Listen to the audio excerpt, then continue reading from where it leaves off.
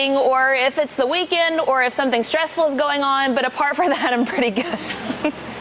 Which is like kind of what tends to happen is it's like, oh, like it's the holidays. I'll start after the holidays. Then it's like, oh, but I have a wedding this weekend. Oh, but my kids have this. Oh, but, and then it like goes on and on and on and on. And at some point, you just have to say like, I can't let myself go and do whatever at all of these things. Like at some point, if you have a work trip, you've got to carry over your healthy habits or your consistency into your work trip. Like you have to plan how to fit those things into your life because your life is never going to slow down.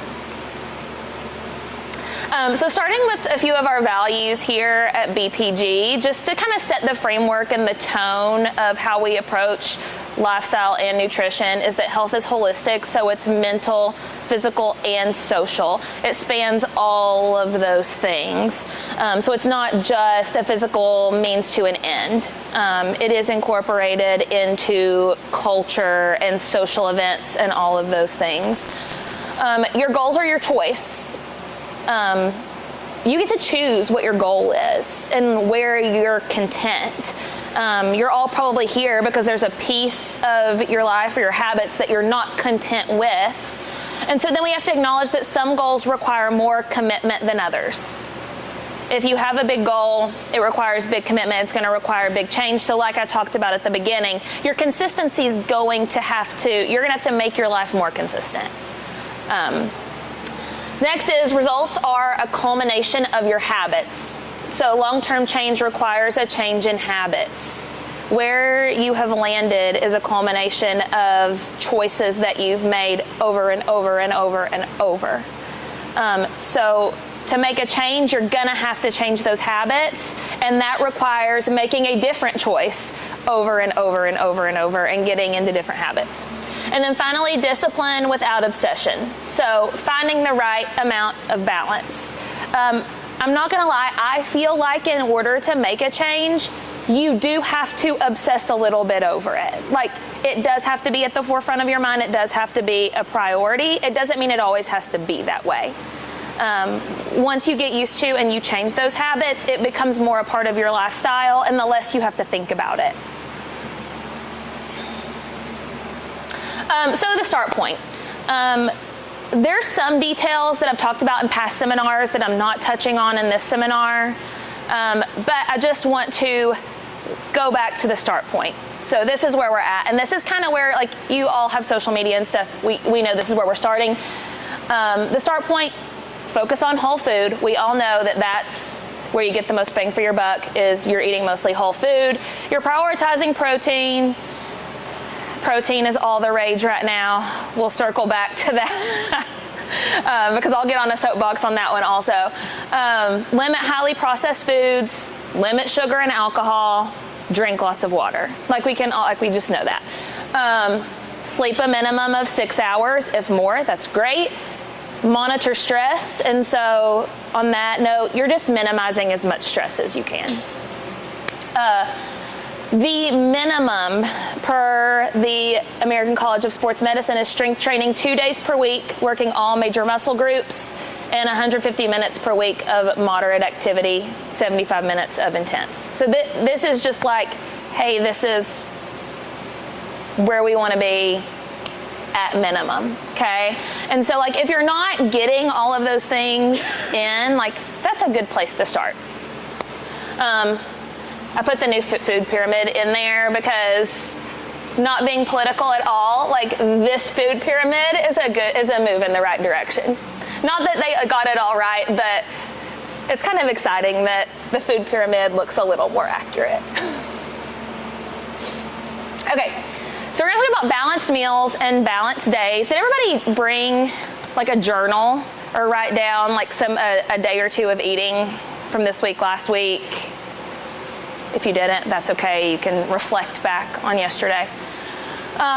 So balanced meals keep your energy consistent throughout the day. We want to make sure that we're eating a nice balanced plate of protein, carbs, veggies. They also ensure that you don't get left behind. And by that, I mean, if you eat balanced throughout the day, you have a better chance of hitting the caloric intake that you need to fuel your body well and to have enough energy. They also similarly limit the urge to mindlessly snack. And it's not even about the snack. I'm a snacker. It's the mindless part, or the fact that you didn't eat breakfast or you didn't eat enough earlier on, and so now your body, like, you're just hungry, so you're like, I just need too much. By eating balanced plates throughout the day, it really does limit, or it does reduce your urge to snack. And then they also help optimize your workouts, okay? So this is another start point. This is where you want you to start. Now, we can, once you've mastered this, we can start getting into the concept of eating better around your workout. Things that you might get, once you've mastered this, you might get into eating more carbs around your workout, or like drinking an intra-workout shake that's with protein and carbs. And those are things that will help optimize your workout. So if you're like a 5 a.m.er, you're gonna eat more carbs in the morning than maybe you do later in the afternoon or in the evening, because that's gonna help replenish the glycogen that your body's used up during your lift. Okay, but this is your start point. I don't really want you worrying about where that is until you've mastered this balance throughout the day. So quick touching on protein. We all know that it's important. I won't read through this list. You can read through the benefits. I think we all know that it's really beneficial. It's very beneficial for muscle building. I want to touch on the fact that it's 4 calories per gram. So this is where we kind of get those macros. Your calories are all made up of your protein, carbs, and fats. That's why people always talk about macros. I guess you could say it's been a fad, but it's not a fad. It's just the building blocks of your calories. And so your protein's going to be 4 calories per gram. So if you eat 20 grams of protein, that's going to be 80 calories from protein. Okay, so that's just something that you need to understand. Now, my soapbox here about the protein fad, I saw somebody post something that was like, does protein really want to be in all of these different foods?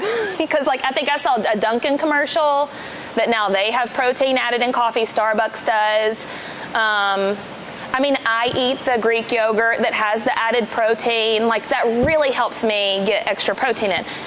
But here's my soapbox there, is that if you go to Dunkin' Donuts and you get the protein coffee, but then you complain to me that you are hungry and you're going over on your calories, then you're not doing yourself a service by getting the protein coffee. You need to eat actual food, because that actual food is going to take time to digest. It's going to keep you fuller longer.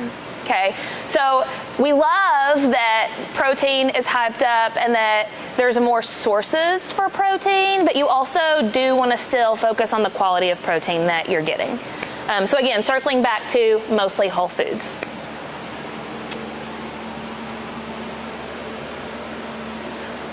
Carbohydrates, super important for energy in the body. Again, you can read through this list. I'm not going to go through all of them. The important piece is that when we are working out, your body is breaking down the glycogen in your muscles and using that, and it needs to be replenished for recovery, okay? The quality and quantity of carbohydrate intake will determine the quality of energy output, okay? So eating fruits, oats, rice, potatoes is going to give you a different kind of energy than candy, donuts, okay? They're also important for your brain function, okay? These are calculated the same as protein. Carbohydrates have 4 calories per gram. So if you eat 20 grams of carbohydrates, it's going to give you 80 calories. And I'm pointing this out because not all calories are made up the same. I feel like we came from the generation of calorie tracking, and that's really all we focused on when I was younger. And so this just gives a better context for that. And fat. That's important for nutrient absorption. It's also really important for satiety, and it's more concentrated. It's a little bit different. It's important for hormone function. It is 9 calories per gram. So it's a little bit different. If you eat 20 grams of fat, that's going to be 180 calories from fat. Okay, so it counts a little bit more than your carbohydrates and fat do when it comes to macros. So I feel like understanding that when you go to look at a nutrition label helps. Questions on that so far?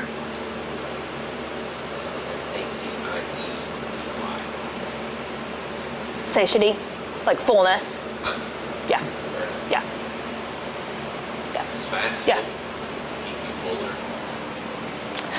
Yes, and I would say having a good balance does, like just a balance all around of like your protein, carbs, and fat, and they work together. But yeah, it would be usually a little bit like that's like your nuts, your nut butters. You just keep, I wouldn't say that you can, I mean you can, but eat it in as much bulk because it's going to count for more calories. And that kind of depends on what your goal is, so that's a little bit subjective. But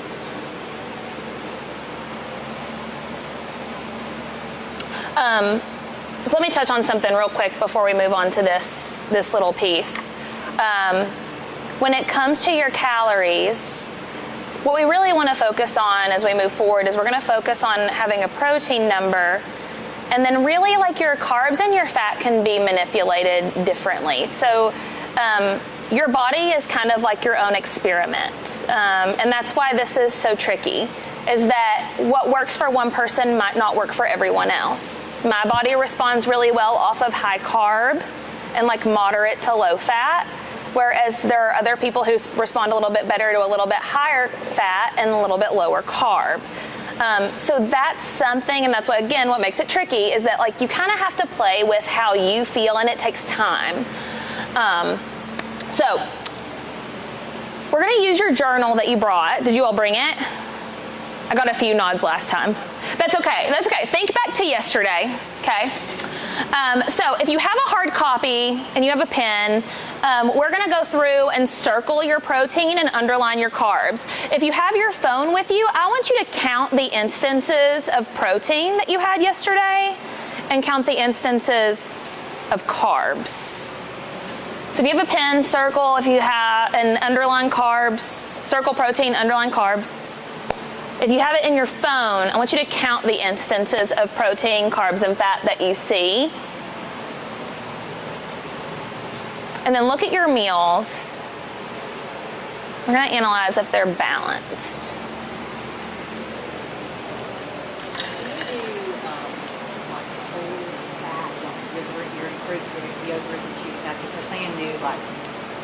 Like whole milk now is supposed to be better. I don't. She asked about doing like the whole milk yogurt, the whole fat whole milk yogurt. I would say that's probably just like subjective to the person. Based on, yeah. So I would say it's subjective. Yeah. I personally don't. I just have like I don't know. Do you have any info to add on that? I feel like it's subjective to what your goal is and like what you're trying to hit each day. It's considered more like healthy fats. Yeah. Whole milk or It's whole fat yogurt. Yes. I would say on that note, the most like whole food and like, you know, regular ingredient is going to be the best in terms of quality. You kind of got to just balance that out. Like if that works for you, that's going to be better for you. For me personally, part of my goal is like eating the yogurt is that like I do like getting the extra protein in there. So I'm kind of willing to have that as a little bit of processed in my yogurt, and the rest of my meals are mostly whole food. So I feel like I can make that sacrifice with my yogurt. Do you want to? No, I mimic that answer. But if you're asking in the context of whether the fat in the dairy is bad, then the answer is no. It's not. It's the least processed version of that food. Right. But then whenever you're thinking about in terms of your amount of calories you're trying to consume, that's when you kind of weigh. You have to take that into consideration. Yeah, Amber said she wants to use, or she would decrease the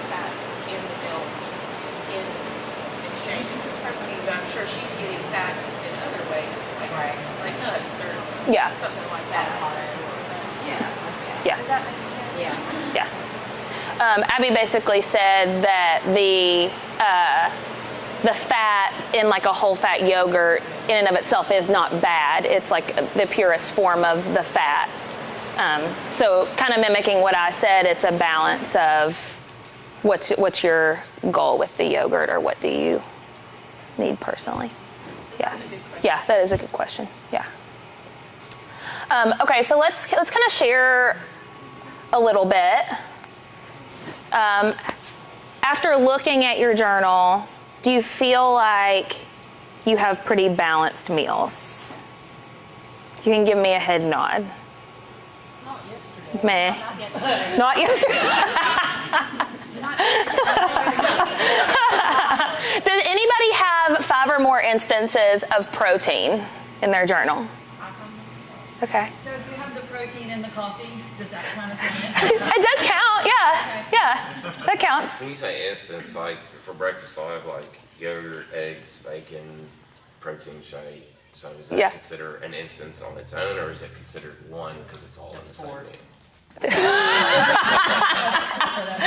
I'm thinking more of like, based on how many meals do you eat a day? 3. 3. So did you have protein with each of your meals? Oh, absolutely. Okay. Yeah.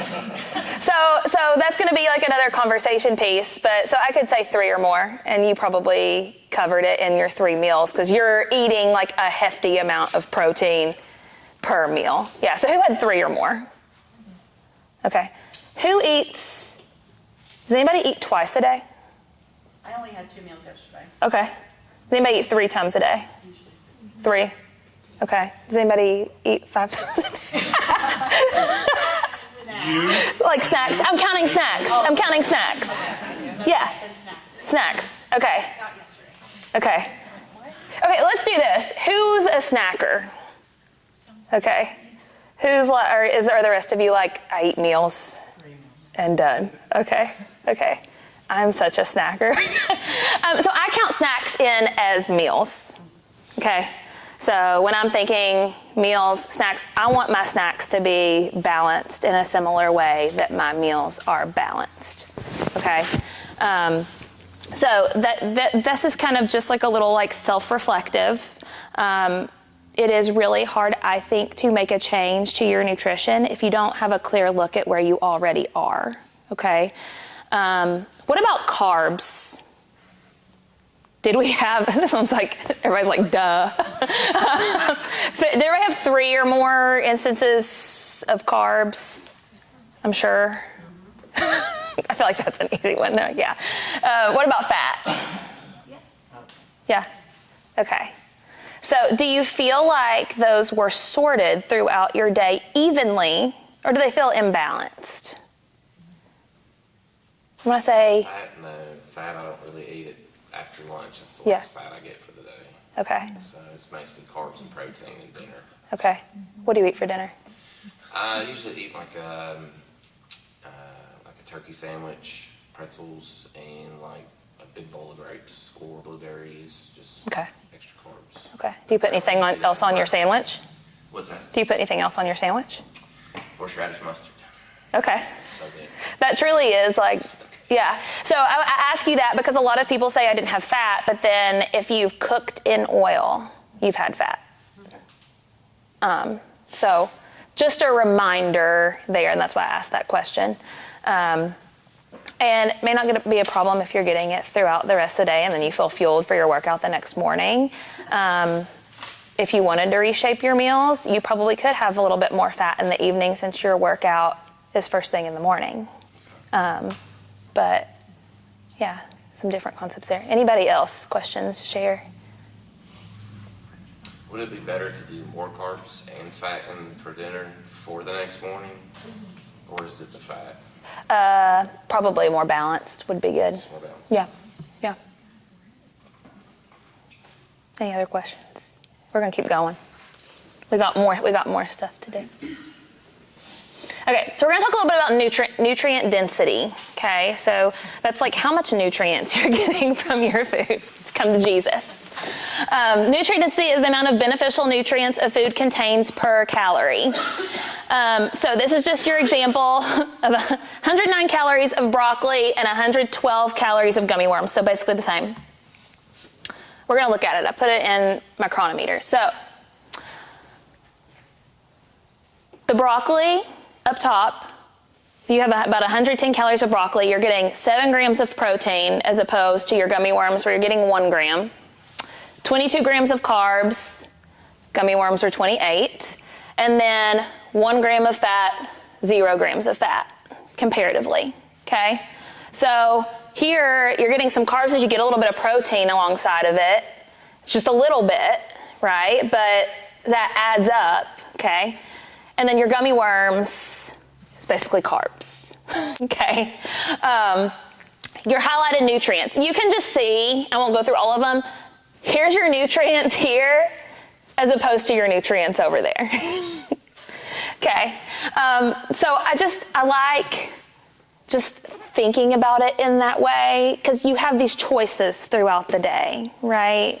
Like you might be sitting at your desk all day and you could have brought like your meal that included this broccoli in it that afterwards you're gonna feel full, it has fiber, all those things, and then, or you can sit and like snack on the gummy worms, which are just not gonna keep you full. Okay, these are not going to give you any, well, I'm not going to say any, but very little sensation of fullness, right? As opposed to your broccoli. The gummy worms are not bad. Don't be mean to gummy worms. That's my pre-workout. I know, I love them. And they're a great pre-workout. They are a good pre-workout. If you have a hard time getting like all your calories and stuff in, like that's the time to eat your gummy worms is like right before because they are going to give you, like your body's going to use them during your workout.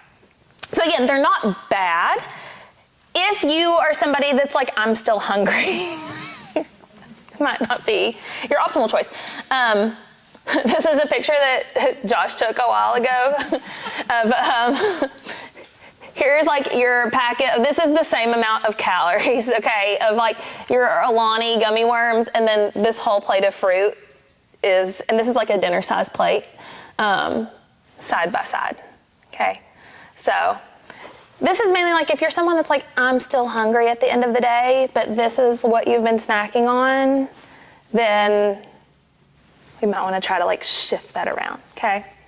And that brings us into fiber. And so this is a component of the grind if you're doing that also. But fiber is not in and of itself a macronutrient, but it is in carbs. So it determines how quickly foods are digested and used for energy. So higher fiber foods, it's slower digestion and absorption. The recommended amount is about 28 to 35 grams per day. This next slide will help you understand a little bit more what those foods look like. So you have soluble and insoluble fiber. Your soluble fiber dissolves in water. This type of fiber helps lower LDL, the bad cholesterol. It stabilizes your blood sugar and contributes to satiety or fullness, okay? These are some examples of soluble fiber. Insoluble does not dissolve in water. It stays mostly intact in your digestive system and prevents constipation, okay? So that's what helps move things along. Over here are some examples of insoluble fiber. All of those in the green on this side are examples of fiber.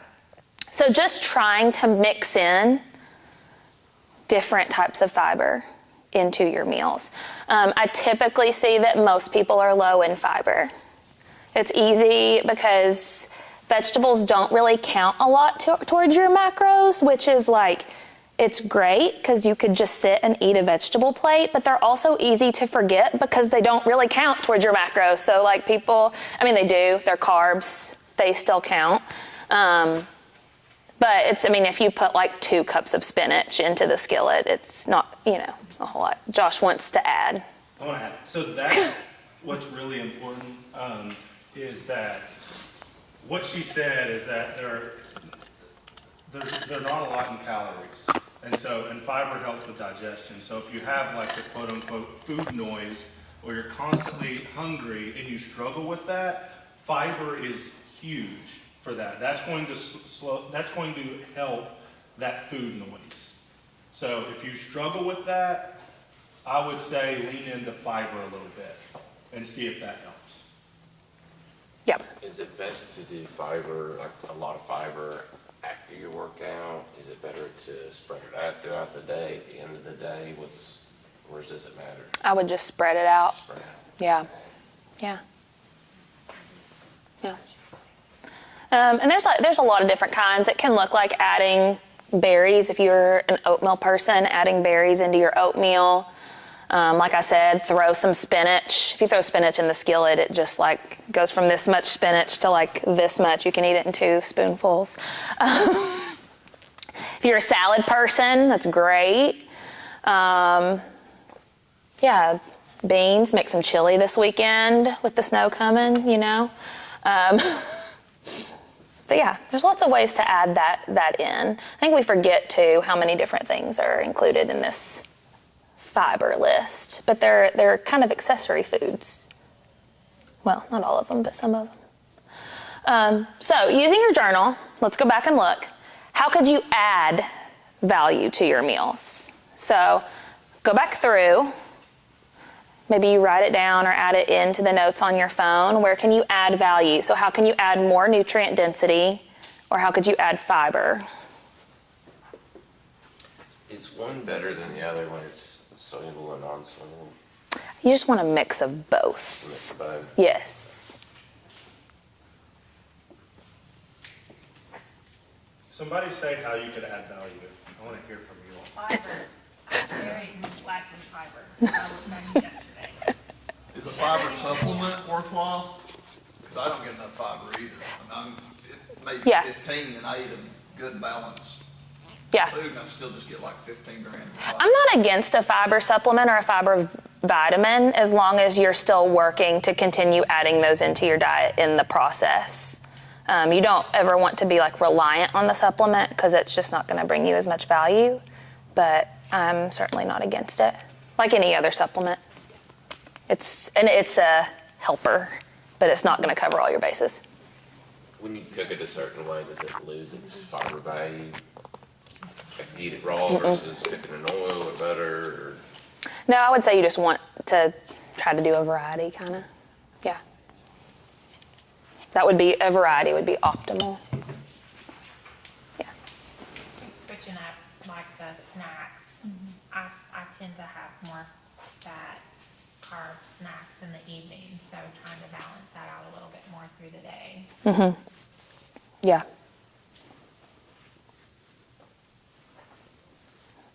Anyone else?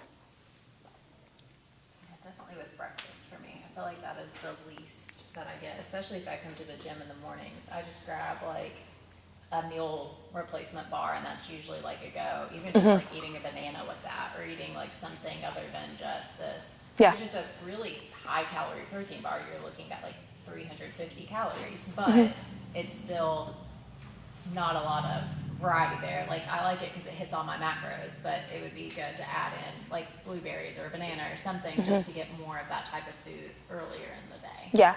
Do you find yourself very hungry at lunch? It depends on the day. That particular protein bar, usually not, just Okay. because it's like so heavy, but I think, I don't know, I think it would help, Yeah. help at least Yeah.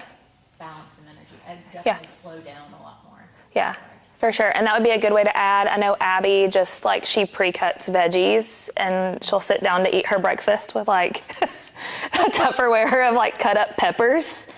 And that's just Everyone's like, ooh. part of her breakfast. I'm exposing. No, but yeah. Can I touch on something like Christy said? So you said you have mostly snacks with like carbs and fats In the evening, in yeah. the evenings. Well, even anytime, if you're a snacker and you are also someone that struggles with protein, then just like add a protein source to that snack. So, example like Greek yogurt, jerky, what are some other ones? Deli Deli, meat. something like that, Yeah. something small with your snack too. So If you're a milk drinker, like milk can be a good source of protein. Yeah. Yeah. These have been wonderful. They taste good and they've got protein. Yeah, they help for sure. Yeah. Okay. Going on. So just touching quickly on hydration. We know adequate hydration is important. It's important. I'm going to, again, cognitive function, digestion, kidney function, blood volume, blood pressure, heart rate, skin health. You all can read all of those things. We know it's important, okay? Most people need about 100 ounces of water per day.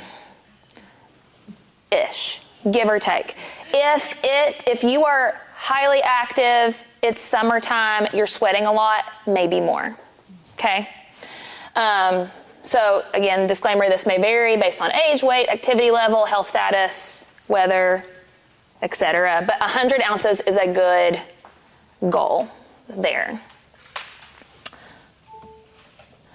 Okay, so I'm gonna walk us through. Did you all download Chronometer before you came? Cool. So before we get into this, all of the stuff we've talked about thus far, if someone's like, hey, I'm like way off, I'm over here in left field, I drink 20 Pepsis a day, I'm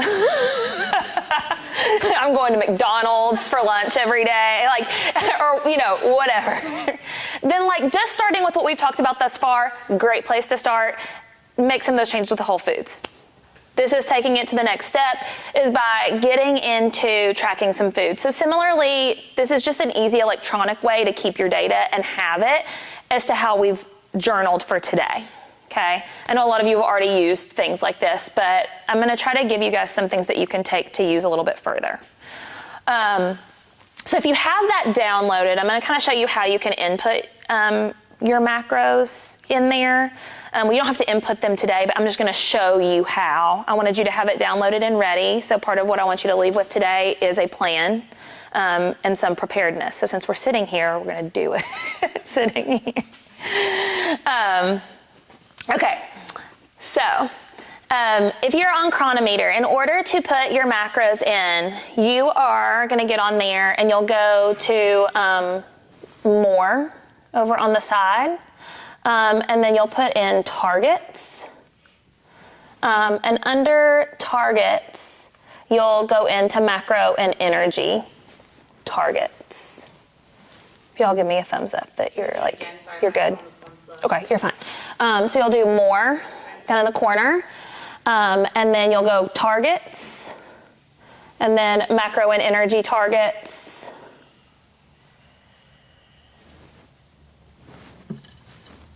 Okay, yeah. And so this is where you're going to be. We have a calculator. You don't have to do this right now. I can send you this link, but you can calculate your macros here. The important disclaimer with calculating your macros is this is just kind of a start point. Everyone is different. This is very much so based off of your weight, height, and activity level, okay? That being said, that's the majority of what that's based off of. That doesn't take a lot of other things into consideration. So again, it's just a start point. There may need to be adjustments made to that macro amount, but it'll give you like an approximate like goal for where you want to be. You want to start at maintenance, okay? So then, once you have those macros, starting at maintenance, you want to track at maintenance for a while because you want to be as consistent as you can and make sure and check your weight fluctuations. They should stay within positive or minus 5 pounds if you are truly at maintenance. You're going to pretty much stay the same weight. That's the only way that you're going to know that the macro amount that you've set is truly just like at sustaining, okay?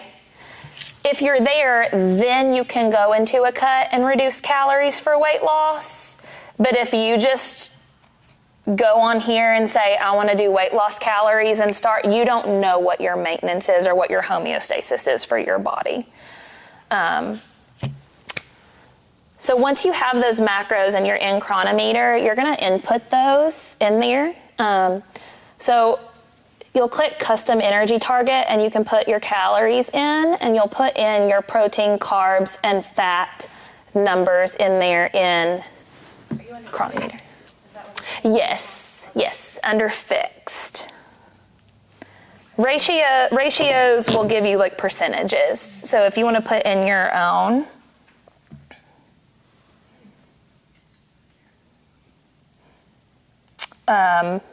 and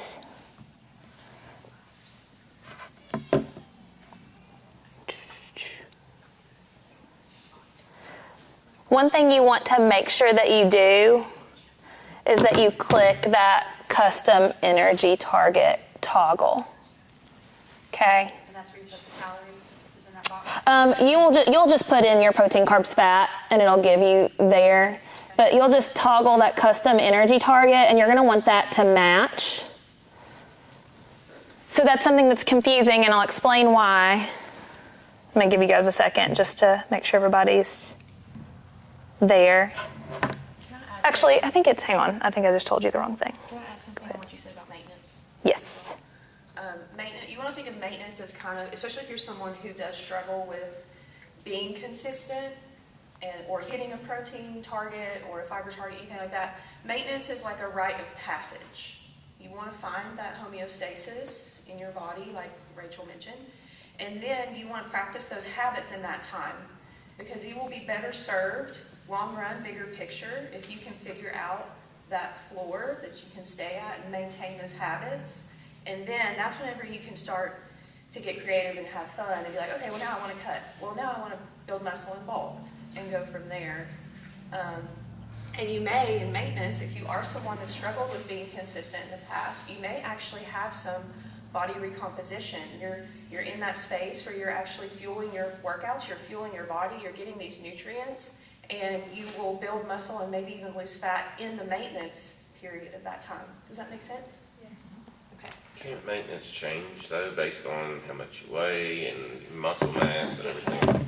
Yeah, so he asked me, can your maintenance change? And it can, especially if you get to the point where you start building muscle, then your maintenance calories can actually increase because you have more muscle tissue, so you're burning more calories with all that muscle tissue. Does that make sense? Does that make sense to you? Can you all give some examples of like what the definitions of those activity levels are, like lightly, moderate, and whatever the highest one was? Yes. Yeah, hang on, let me. So, let me see. You have, while she's And I can give you a you more. have two different, so you have like your outside of the gym activity, and then you have your inside of the gym activity, which is, Yeah, so like your sedentary is going to be like you sit at a desk job and then you essentially don't really work out or do much of anything. And you can add to these because I don't have the official one pulled up, but I can send you like a more detailed breakdown afterwards. Lightly active means that like you're kind of up and down at your job. you're And- maybe like a teacher. Yeah. And then you're doing like a light level of activity throughout the week. Moderately active is probably going to fall under a little bit more if like you're coming to BPG 5 or 6 days a week. Up moving around more than a teacher level, like you're pretty much on your feet all day. And then very active is going to be more like, I would categorize that more towards like professional athlete. Like you're really doing a lot of training. You want to be a little more conservative on that than like if you think you're very active, just select the one that says moderately active, because we're human and we tend to overestimate what we do. Yeah. And I'll send you I can send a breakdown of that afterwards. That's a little bit easier to kind of compare. Like for example, like I choose moderately active mainly because I'm like breastfeeding.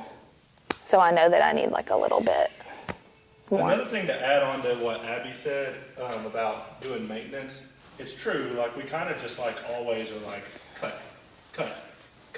I'm gonna cut. I wanna cut. Because we're trying to body recomp, we're trying to cut. But doing the maintenance is huge, and if you're just like, I wanna cut right now though, Well, what if you continue, or if you're in this cycle of like cutting and doing diets and you're unsuccessful, and you've been unsuccessful for 5 years, 10 years, 15 years, nothing has worked, try maintenance and try something new, or just do what you want to and then be back here next year trying to restart it again. Does that make sense? So just try that. And the cool thing about maintenance, like Abby said, is maintenance is awesome because you're typically not as hungry throughout as you might be for a cut because you're fueling yourself more. Nick has done a really good cut and then he came back to maintenance. The boy was happy as hell when he got out of that cut. I really was. Yeah, you guys, you cannot live in a cut phase forever. You're not meant to live there. Maintenance is where you want to live, and I know a lot of people are like, oh, I don't want to track my food, I don't want to track my food. If you practice the habits in maintenance, you aren't tracking your food in maintenance. You've built the habits, you've kind of built the awareness around the portions that you're eating, that you don't have to input everything into Chronometer all the time. If you are just starting in the grind challenge, you're probably going to be tracking more here because you're trying to build that awareness, because you have to have that awareness before you actually decide what to take action on. Make sense? Yeah. Yeah, so what if you try to cut right now and it doesn't work again? Okay, what if you try to go into maintenance first for 6 to 8 weeks? Do you want to try something new and potentially be better in 6 to 8 weeks because you tried something new, even though it's not what you want to do right now? Or do you want to try to cut and then fall off in 2 weeks? And you'll probably still see positive things from your maintenance because, especially if you're going heavy when you come in here, you should probably build muscle and lose fat. You should just body recomp. Body recomp and maintenance too. Yeah, and I just did kind of a maintenance, and I'm not one that tracks food and I realized how much I was not eating, so I even ate more, stayed consistent with my weight, but I lost 2% body fat. Yeah. So, and I was eating more, but I was more aware of what I was eating. Yeah. And I'm not consistent. I didn't track it every day. Rachel can attest to that, but it makes you more aware when you are tracking it, what you're eating and what you're not eating. Yes. And the water is hard to do. Water. Okay, I want to touch on using meals in Chronometer because this is going to help make it more efficient for you, but you got to put the work in on the front end. Does anybody use this feature to help track? I don't know. Okay, so if you click on meals in Chronometer, so if you go to foods at the bottom, and then just click create meal. And that's going to get you here, okay? So my example, I just put in meal name. This is a lunch that I have a lot, chicken and sweet potato. That's how I know, lunch, chicken and sweet potato. I put in what I usually have for lunch, which is 3 ounces of chicken breast, 150 grams sweet potato, 3 ounces of broccoli, and I cook it in olive oil, so I put that in there too. I hit next. It has my meal right there, save meal. Then, when I'm going to log my food, I should have put it under lunch to be accurate, but when I go to log, all I have to type in is lunch, and it pops up with the lunch meal that I created, which is lunch, chicken, sweet potato, add it in, and it's in my journal. Okay? So, be okay with some repetitive meals at first. Honestly, that's going to be the easiest, is if you can eat kind of the same thing, at least maybe week to week. Not every week, or maybe half the week, but if you eat that, then all you have to do to log your meal is go in and click lunch, chicken, and sweet potato. But enter it in before your day gets started. Take some time, sit down for 30 minutes or an hour and enter in the meals that you plan to have, or at least part of them. And then all you have to do is go and do that, and I save that. I might do lunch, chicken, and rice. So then if I'm gonna have chicken and rice, that's what I do. Lunch, taco bowl, whatever. Breakfast, eggs and toast. And I'll have those pre-entered in so that when I go, that's all I have to do. That eliminates oodles of stress and oodles of time when you use that feature. Is it same thing over and over and over. It's just easier for me just to eat the same. I would do the same thing if it weren't for my husband.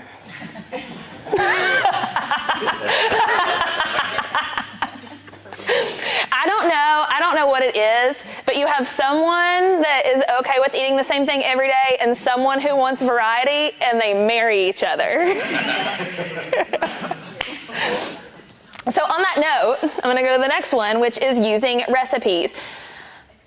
I swear, I think that when people want to start doing something different with their nutrition, they're like, let me look up all these recipes. Give me a high protein recipe. And I swear it like makes it so much more complicated. Don't feel like you need a recipe. Just take basic foods and combine them together. Like, that's the easiest way to start. If you do want to do a recipe and you do need variety, like Josh, maybe pick 1 or 2 per week. Don't try to do a new recipe every single day. That is so overwhelming. The way you will do this in here, I used my, I like to do ground turkey meatballs. That's a little bit simpler, but you'll go to your foods, click create recipe. You'll enter in all the stuff from your recipe that you put in, the total amount. So for me, that was a pound of turkey meat, 2 eggs, and breadcrumbs. So Yes. is this something that you would do like if you're crock potting? Yes. Making it all at once? Okay. Yeah, like this makes, I think I calculated this off of 24 meatballs that I made, yeah. And it helps because I've made it a few times so I know about how many that I'm getting out of it.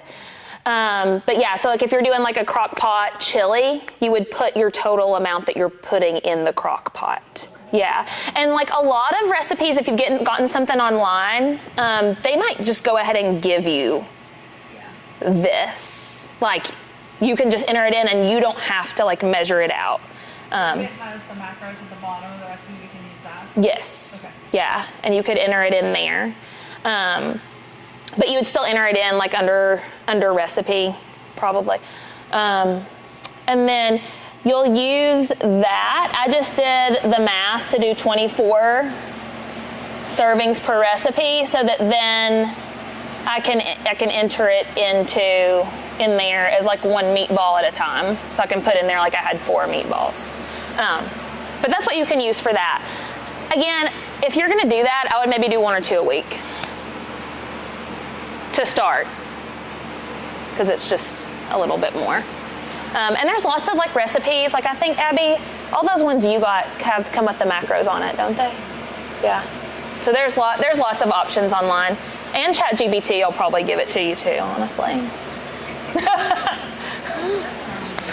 If AI is going to take over, we're going to use it. So, 3 keys to success, like we've already talked about. This seminar is mostly about being prepared. How can you ensure that you always have options available that align with your goals and who you want to be? So, I just want you to think about how can we make sure that you're doing that. Be consistent. What motivates you to make the choice that aligns with your goals 80 to 90% of the time? And when you're not motivated, what will help you still make that choice? The first thing that comes to mind is doing what we've done today and being prepared. Set yourself up for success and have good options available, readily available. And be flexible. What does it look like to give yourself grace, but not too much? And when things don't go as planned, how will you respond? You have to kind of visualize this for yourself. Like you have to sit and put yourself in the moment. Before dancers go on stage at all these competitions, they sit and they visualize the whole routine and how each thing's gonna feel. And like, you need to do the same if you are gonna be going on a trip or be put in a situation. Like visualize and think about the decision you're gonna make before you get there.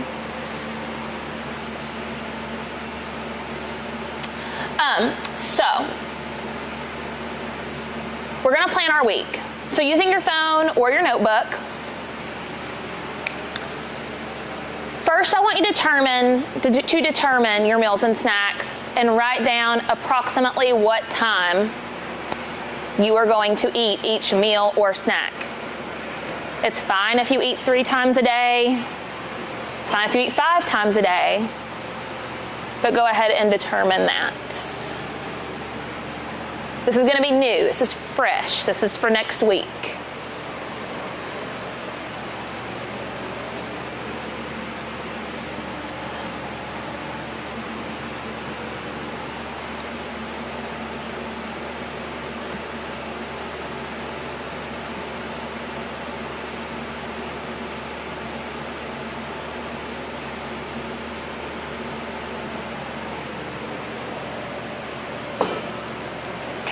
So once you've got that down, I want you to go ahead and do a mock day, and I want you to write down what you'll have for breakfast, lunch, dinner, snacks. Beside each food, I want you to try to determine protein, carbs, fat. This is just kind of to make sure that we're getting a nice balance there. Okay? You can use mine as an example.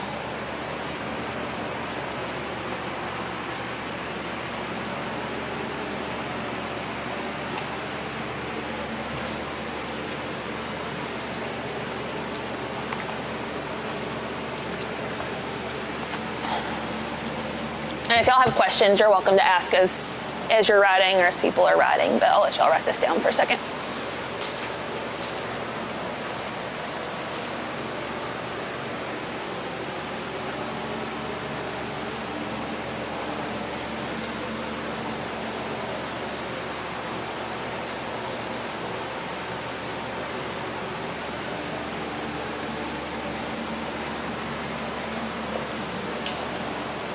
And this is all about planning for success. This is not about setting up a strict, rigid schedule, and if you miss one of these, it's the end of the world. It's not.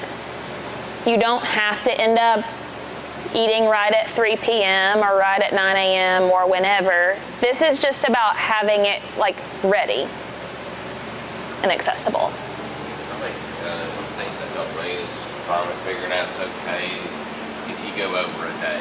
It's not going to kill you. Like if we're having like lower power body day, generally I eat more that day just because I need it. Yep. But the next day I go right back to it, and it's okay. It's when you do the whole week overeating is when you run into it. Yeah, that's exactly right. And I'm glad that you pointed that out, because if you do a lower power body day that uses a lot of energy, if you're more hungry that day, you do need to listen to your hunger cues. That is okay. And he mentioned like looking at the full week. That's also important too. So it being balanced over time rather than just day by day is super important. And that's similar like on the weekends too, as far as people tend to go out and eat more, this, that, and the other. You want it to end up balancing out overall. Always about bigger picture. You always want to think bigger picture.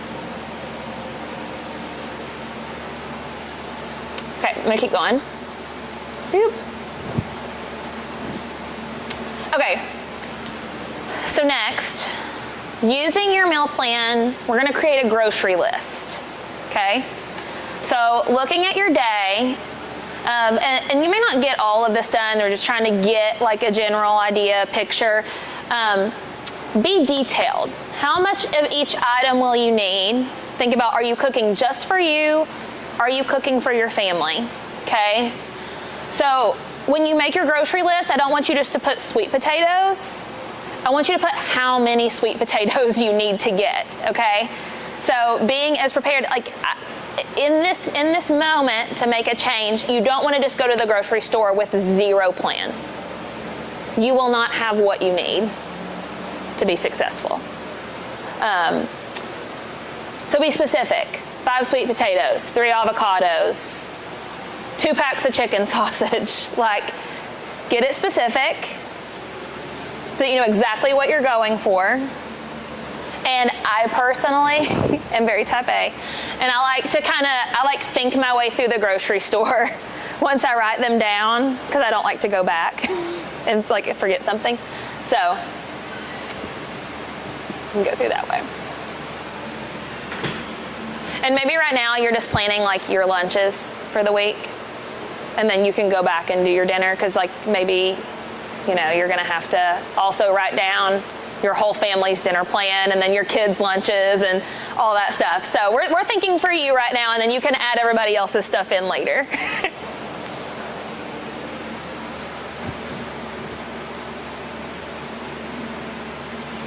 Okay.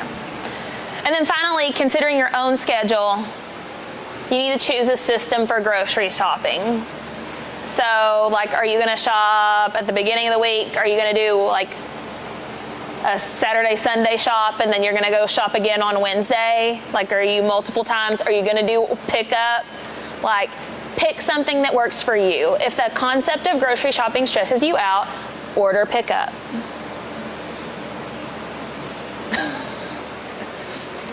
You can put the order in and then just show up.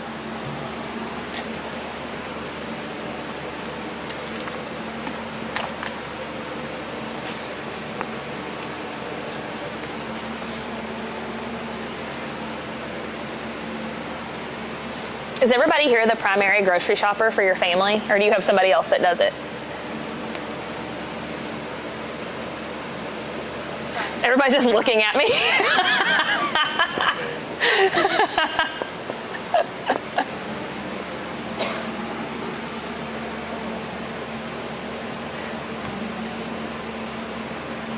Okay, and then finally, what I want you to add to your list is some additional items that you can have on hand just in case. So these are going to be like some protein bars, some protein shakes, like they don't really go bad,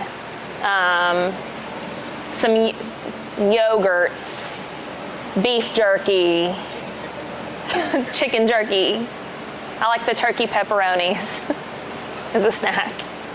Make yourself a little charcuterie board. Okay?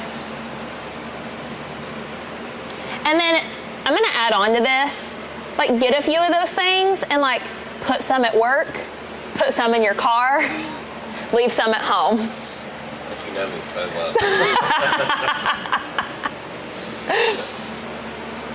I used to keep packs of tuna in my drawer at work. Like, She was that person. It wasn't the tuna in front of everybody. to be fair, it was my classroom, so it was just my second graders that were subject to it. It's fine. Okay. Boop. Okay. Sorry. I had to put her little name in there. Okay, so what's next? So hopefully, like, you leave and you've at least have made you take the time to, like, write some things down or just think about some things that you can do moving forward. But hopefully after this, you take action and implement. If you want to participate in the grind is designed to go from here, which is kind of the base and foundation and the preparedness of it all, and help keep you accountable with the weekly check-ins and the live stream. It's also fun because there's just a little point system, and if you win, then you get some money alongside just helping you become more the person that you want to be, which is the real prize.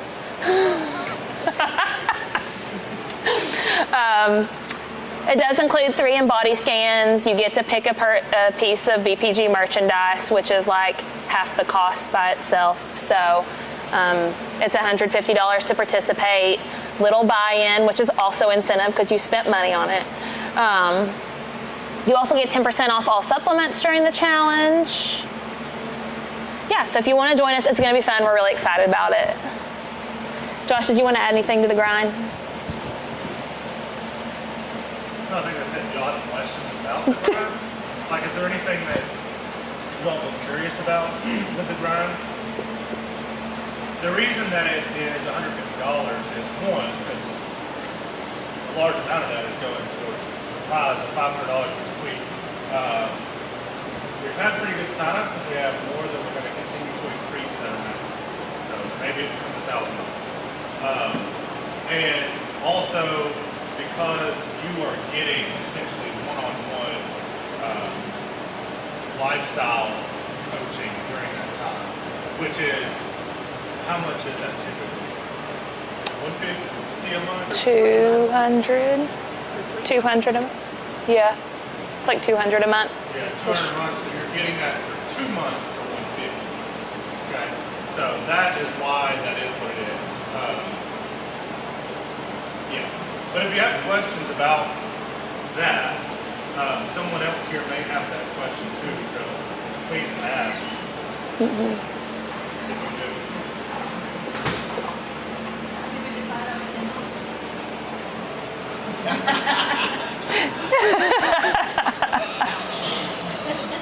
I don't know, Laura did make a good point in the chat. At the same time, it's still technology. I like what Karen Carver said, it's 10 minutes. Good Lord.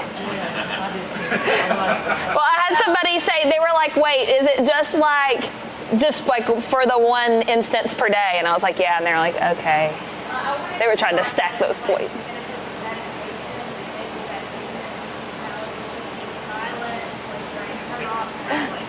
I think the Kindles, we'll see, but I think the Kindle's going to be allowed because Laura's right, defining what it is. It's more quiet time than it is anything else. It's just quieting the outside world for a second. But you're not quieting your brain. We'll see.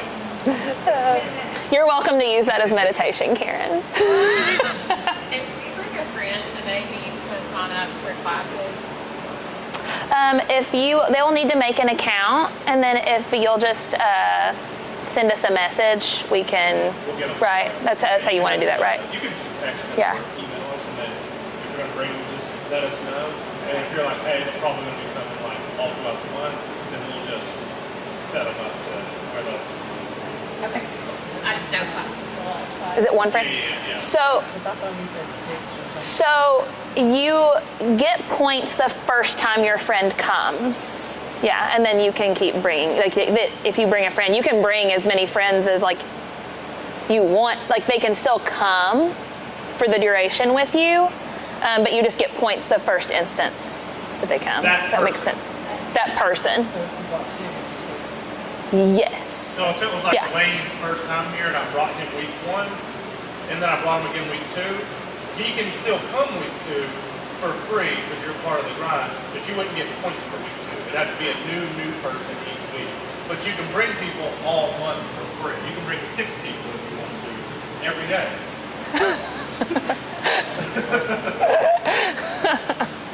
I have a question not to do with grinds on creatine. Is it better to do it before, during, or after your workout? I just do it after. I didn't know. I've read different on different ways. So he asked about creatine timing during the day, like before, during, after workout. And what did you say? I says that whatever time you're consistent with it, I think creatine is like just get it. Yeah. I do it in my car, making sure you get it. Yeah. Because it does load up. It's not like you just She said timing doesn't matter, just whenever you can stay consistent getting it in. Yeah, when we're in the parking lot. Yeah. Cool. And then if you get into it with like your macros and things like that, I just wanted to let you know, like, if you're like, I need more assistance, you can also schedule. We do offer strategy sessions for nutrition. So it's like a 1-hour session where we do a deep dive with you. And then we also have the monthly nutrition coaching. But if that's something that you're like, you're leaving here and you're like, I don't feel like I have the tools to do this by myself, then you can email us and we can chat about a discovery call or strategy session too. So just so you know that that's an option. Yeah. Any other questions? For the grind, if you haven't signed up, but you do plan to sign up, I've had a couple of people just message me and let me know. Do that just so that we can get you, because there's like a questionnaire that we're going to send.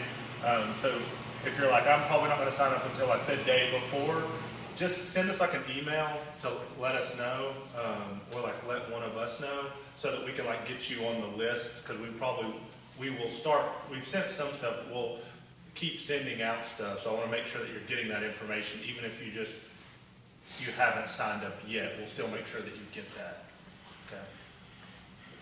And what's the official start date for Grind? February 1st. Yep. So the 1st through the 28th. The 28th is base day.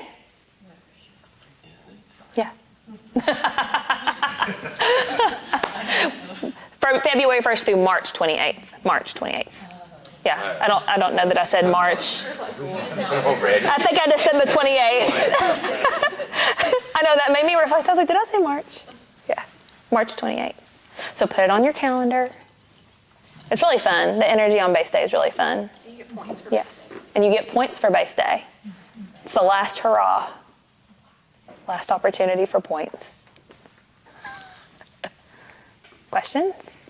We'll be hanging out too if you have questions. So on the in-body scans, like, do we need to reach out to y'all to schedule those, or are you gonna do like a suggested time as you're doing the? We'll send out like during the challenge, we'll be like, hey, like it's time to book your in-body scan, and then we'll kind of book around based on your schedule, because we do want those in-body scans to be same time of day when you do each three. Like if you do it in the morning, you want to do it in the morning again each time, so it's consistent. So yeah. Does it need to be around the 1st? Yeah, we'll do it like probably the first week. Yeah. I know, I don't know, should I use? We can't lose it. All right. I actually have a finishing comment. Oh, So, wait, Abby's gonna close us. I just have a finishing comment. This thought spurred whenever, Laura, you asked your question. And it's kind of, even if you're not doing the grind, this is just as you consume social media, nutrition content on social media, because we all see it, it's on there all the time, constantly.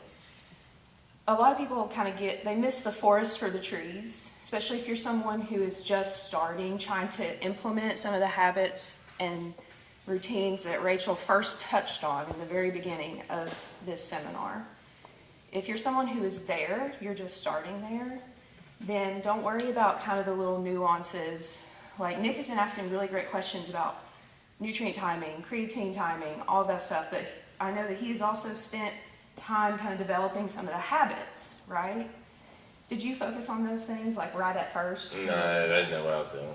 Yeah, so he was kind of experimenting, implementing the habits, and once you get those habits in place, that's whenever you can kind of get into the nuances of when should I time my protein, when should I time this, when should I time that, and then in that same token, you hear on social media all the time, well, this is bad, don't eat this, don't eat this. You want to think about you as a person in context, and I'll just use me as an example. I have acid reflux, and it's triggered by fatty foods.